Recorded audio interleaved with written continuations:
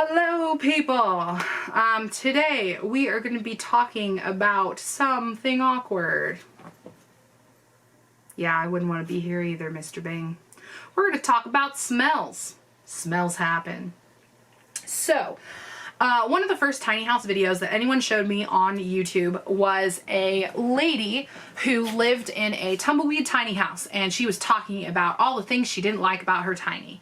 Overall, I think she did like it as a living solution, but she was there to tell you the dirty details about living in a tiny. So, one of the things that she mentioned was that little smells become big smells in a tiny house. I have not had as many smells, I think, as her to compare it to, but I think the few that I've had have proved her point to be 100% accurate. Yeah. So, in a tiny house, it is very easy to overwhelm the senses very quickly. Lighting one scented candle will make your whole house smell like a Bath and Body Works at Christmas time.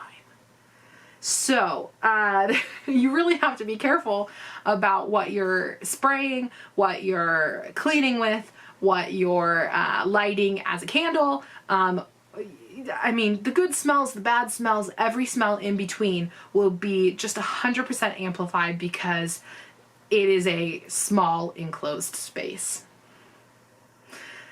Yeah, and I live with 2 dogs, so I would say that that's where the bulk of my expertise about smells in a tiny house comes from. Because one accident from the dog in the middle of the night, and it will waft into the loft until you can't breathe.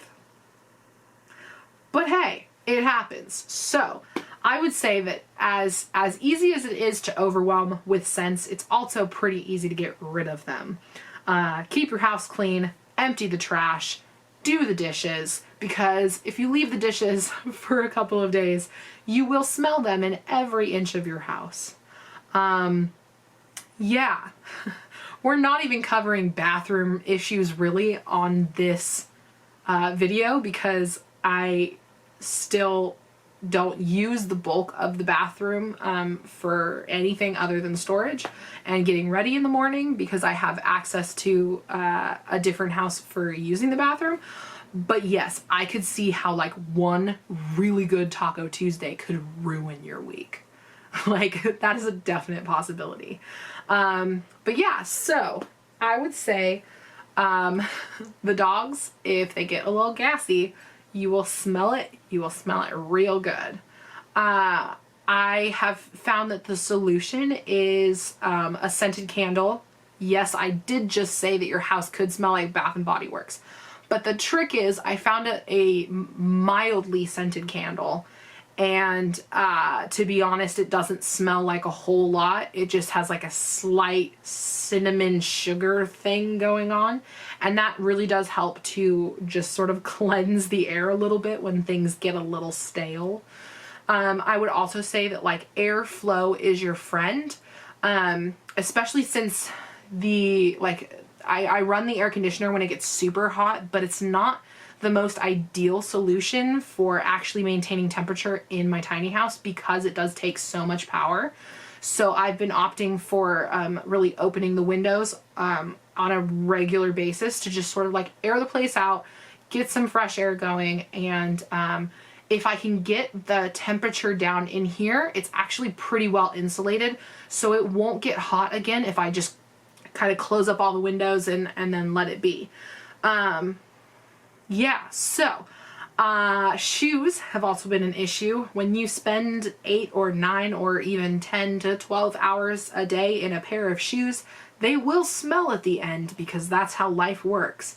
So I have had to figure out what to spray in them so that they don't stank up the whole house.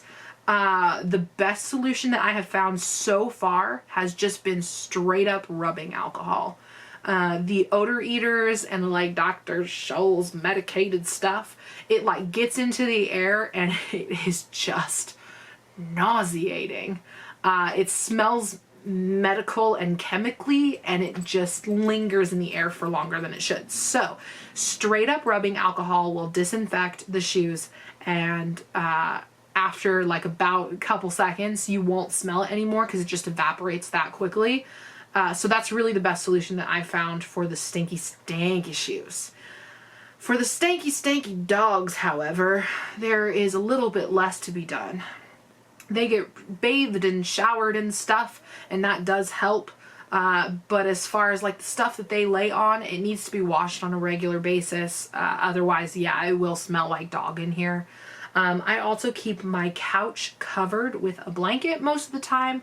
I know, it's beautiful and it is just agony to cover it up, but I have one dog that sheds just a crap ton and a half of hair, and I have another dog that kind of likes to lick things, and that will make them smell too. So the couch gets covered mercifully to protect it from the dogs, and then that whole covering gets thrown into the wash on a regular basis. So yeah, as long as you're maintaining stuff, for the most part, you won't end up being suffocated by odors. Cooking, however, is a different story because it's food, it smells amazing, but unfortunately it lasts longer than it should. So I made the mistake slash amazing idea of making curry in the tiny house. I don't know if you guys have smelled curry. It smells amazing until it just lingers too long and overstays its welcome, and then you kind of want the place to stop smelling like curry. Even though you ate it and it was amazingly good, you're like, okay, the food is gone, the smell should be too.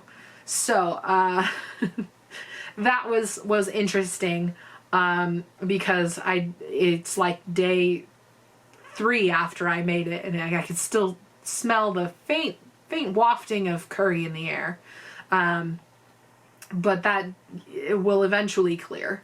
Again, the scented candle came in handy for that. Yeah, so what else smells in here?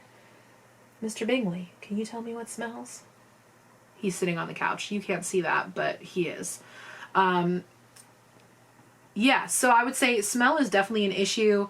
That is when the house feels the smallest, but it's still not bad. I live in Southern California, so it's always like open a window weather, which is nice. I don't have to worry about like being snowed in and not being able to open a window. That would suck. Because yeah, there are definite smells that need to be vacated on a regular basis. But yeah, I would say, like, is it a deal breaker? Absolutely not. We've all had a little apartment at some point that smelled funky, and we all survived. So the tiny house is really not going to kill you with the smells. Yeah, but I just thought I'd talk about something because for the most part, all of these vlogs have been like, hey, look at my great tiny house. Don't you love it? So it's time to get real smelly. But yeah, that's basically it. There's not a whole lot left to talk about for smells. I feel like I was kind of scraping the bottom of the bucket pretty quickly on that one. Smells, they happen, but they're not that bad.